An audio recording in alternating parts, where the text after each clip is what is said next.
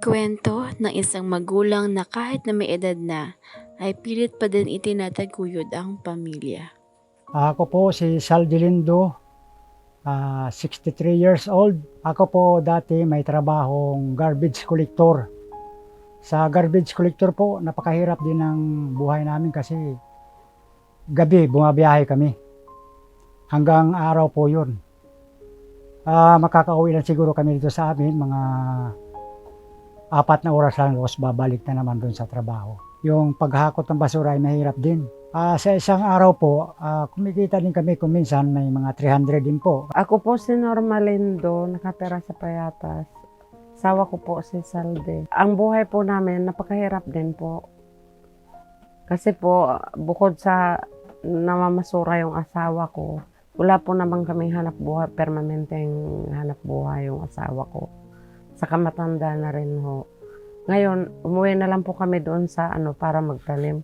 Kasi kung dito, mahirap din po ang wala po namang inaasahan na para pagkakitaan. Tatalim na lang po ako ng mga kahoy, gulay, saging po, lahat. Pero mahirap din po kasi kailangan lilinisin mo pa yun. Lilinisin pa yun bago mo mataniman. Pag marami din pong dala ako na gulay, yung iba, binibinta din po namin doon sa Wawa o minsan dinadala namin dito. Nalako ni Mrs. doon sa mga kapitbahay. Yung iba po, kinakain din po nila namin. Ako po si Lichelle Lindo, 31 years old. Ako po ay anak ni Saldi F. Lindo at anak ni Norma Lindo. High school ako noon, kasama ko yan si Papa, mamasura kami.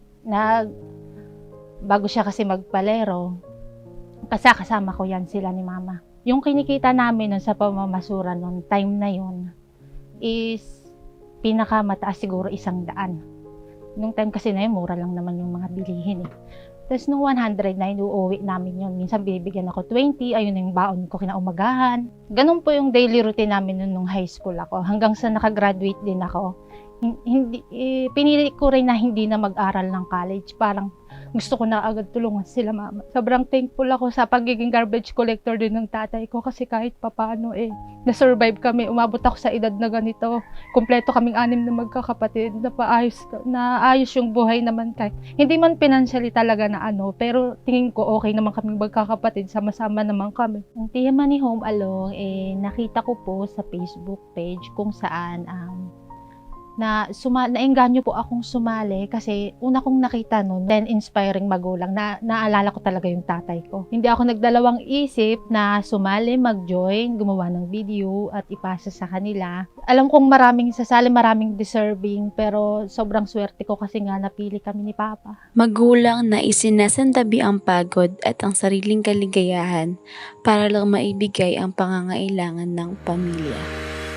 Congrats, Papa Jaldi! Grabe! How do you feel right now? Nagpapasalamat po kami sa Home Along at sa Astron po.